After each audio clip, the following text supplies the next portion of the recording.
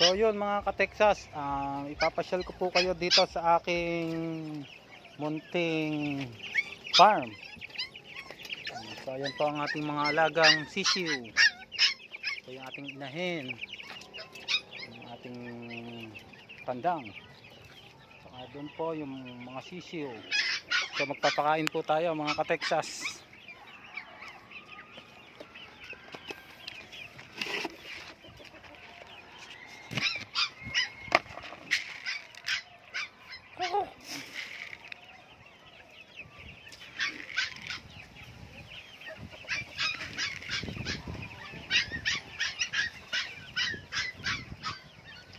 Po mga ka-Texas, medyo marami-rami na po ang ating mga alaga.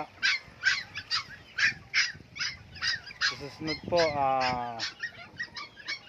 magkakatay po tayo at ipapakita ko po sa inyo ang iba't ibang recipe ng mga ka-Texas. Parehas lang po siya ng native ng Tagalog mga ka-Texas. Ayan po ang aking munting farm. Bale dyan po, magtatayo po tayo ng kubo, munting kubo dahil malapit ng umulan. So konting tiyaga-tiyaga lang po.